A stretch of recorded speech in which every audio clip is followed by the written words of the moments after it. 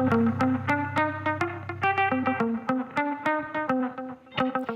airports and the freeways are filling up fast. You're urged to leave early if you're among the 3.5 million people in Southern California taking off on this 4th of July weekend. Plus, a possible second strike that could cripple TV and movie productions across Hollywood, when actors could join writers on the picket lines. You're watching The Rundown. I'm Lynette Romero, in today for Robin Winston. Now, if you're leaving on a 4th of July road trip this weekend, boy, the sooner the better. The freeways are expected to fill up fast with people taking off in basically every direction. In fact, AAA says this could be the second busiest 4th of July weekend ever on the roads here in Southern California. In all, nearly 3 million of us are expected to take a road trip at some point between now and the 4th. The top driving destination for people living here in Southern California is Las Vegas. San Diego comes in at number 2, and a lot of people will also be heading north to the Central Coast. Others will be heading south of the border, ending up at either resorts or aboard cruises leaving from Mexico. Rounding off the top 5 is the Grand Canyon.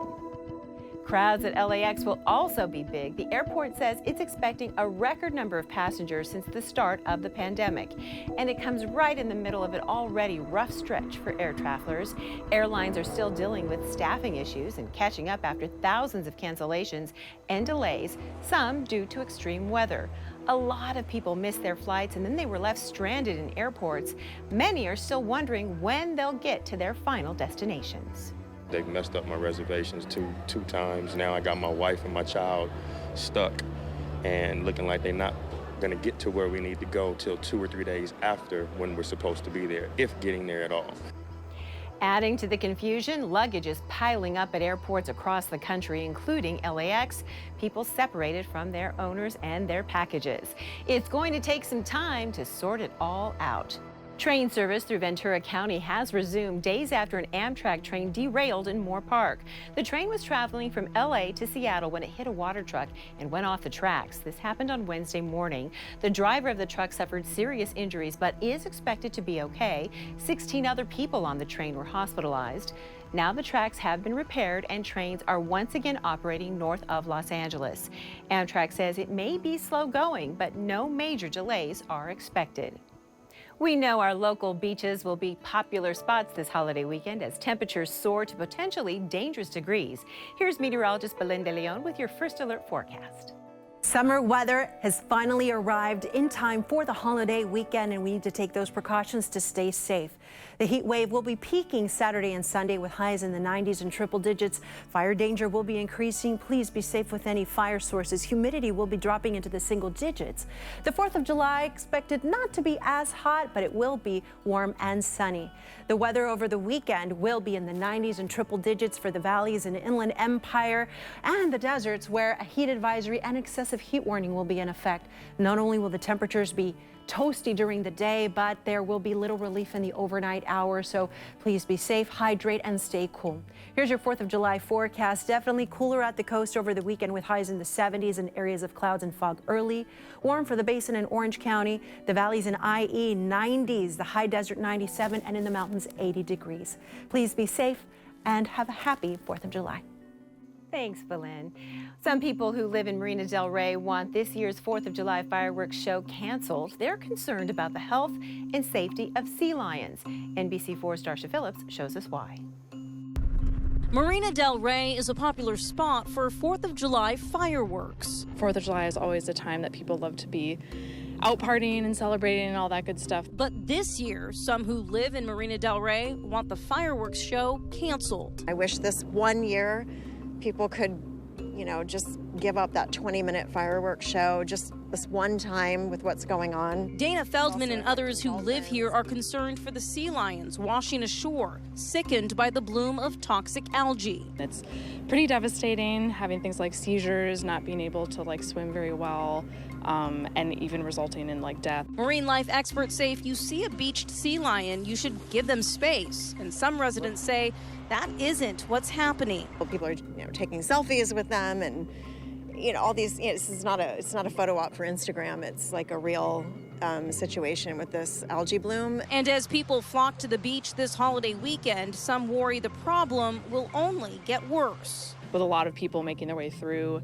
just concerned about the health of the seals and disturbing them even further. Another concern, the fireworks are shot off a barge in the marina, right next to a resting pen for the 6 sea lions. They're assessed here every day by a vet, and then the vet decides which ones need to go on to further care. Volunteers are here around the clock, tending to animals that can't be released until the algae bloom ends, which could be weeks. Animal lovers worry the fireworks show will further stress the animals in the resting pen. This is an extraordinary situation. Yeah, I'm just disappointed that, that just couldn't have been given up just this one time. And that was Darsha Phillips reporting. Marine experts say we are still several weeks away from the algae bloom going away. And fire season is here. Experts say it's never too late to prepare and protect your home. The LA Fire Department is warning about high fire risk neighborhoods in the Santa Monica Mountains and the San Fernando Valley. They say this year's wet winter led to so much vegetation growth that it can become fuel for fires. The LA Fire Department plans to add more staffing and equipment, including helicopters, if needed. Another possible strike is looming in Hollywood. We could soon find out if the Actors Union, SAG-AFTRA, could hit the picket lines. Their contract with TV and film studios is expiring at midnight Friday night. Now, among the key demands from some 160,000 performers in the union, better streaming residuals, higher minimum pay, and protection against the misuse of artificial intelligence. This comes as Hollywood writers are continuing with their own strike for almost 2 months now.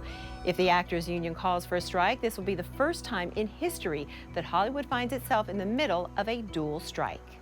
We feel strong enough that we can finish it rather than go on strike. Yeah, of course, there's always that. And but we did have an unprecedented turnout of members saying, we grant you permission if you feel like they're not budging. We want them to budge.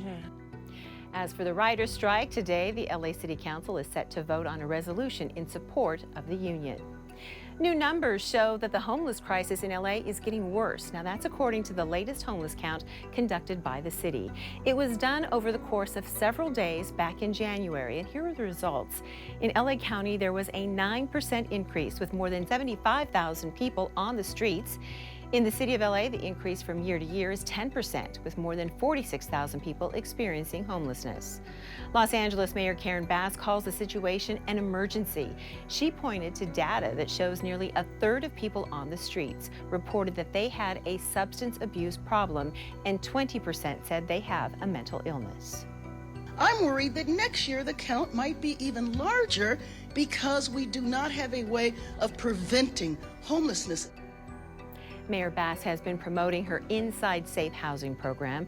She said that in the 6 months that she's been in office, more than 14,000 people have been moved off the streets and into housing.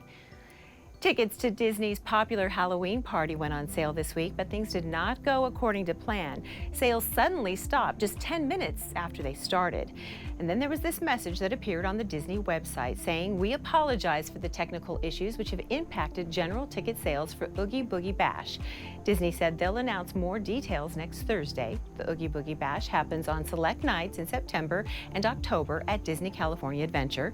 Tickets for the nighttime party range from $134 to $189. Well, welcome to Dog in the Box. Can Snoop take your order? Jack in the Box is dropping an ultimate cheeseburger, dropping it like it's hot, rolling out Snoop's Munchie Meal. The special menu includes a Snoopadelic shake made with orange juice and whipped cream. The Snoop Dogg pop-up opened on Thursday night at the location on Centinela Avenue in Inglewood, and it is open through Sunday, July 2nd. The California Science Center and Exposition Park has been working hard to build a new home for one of its most popular exhibits, the Space Shuttle Endeavour. NBC's Gaddy Schwartz shows us what's been happening behind the scenes. It was the middle of the night on June 1st, 2011, when Space Shuttle Endeavour touched down at NASA's Kennedy Space Center for the last time. Your landing ends a vibrant legacy for this amazing vehicle that will long be remembered. Welcome home, Endeavour. That was then. This is now. And there it is. I've seen this so many times, and I never get over how massive it is. It's massive, and it's got this history of having flown 25 times in space, and when you think about that, it's kind of got its own character and its soul that you can feel something more.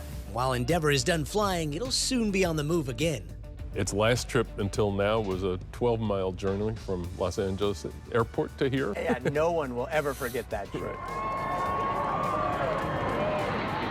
Now the next trip is much shorter. It's just from this side of the California Science Center to the other side of the California Science Center, where we're building the new Samuel Ocean Air and Space Center. To put it another way, Endeavour is getting its own museum. There's an enormous amount of planning. Because of its size, not to mention its thousands of specialized tiles, it can't fit through any door. Instead, the new Science Center will be built, get this, mostly around the shuttle. And when it's done, visitors will be able to see it in a way few people have seen it before. You know, so much of the mission here is to get people to look up. And now the shuttle will be pointing up. It will. Our mission is to stimulate curiosity and inspire science learning in everyone. We want to get young people in particular to want to learn about science, engineering, and exploration.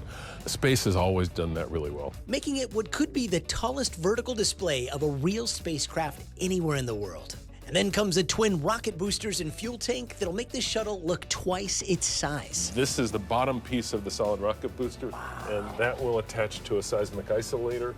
And then the rest of the solid rocket booster will go up. It's about 150 feet tall, 15 stories, and then we'll attach the external tank to that. I'm sorry, did you say seismic isolator? Seismic because isolator. Because of the earthquakes. Because of earthquakes. Oh my gosh.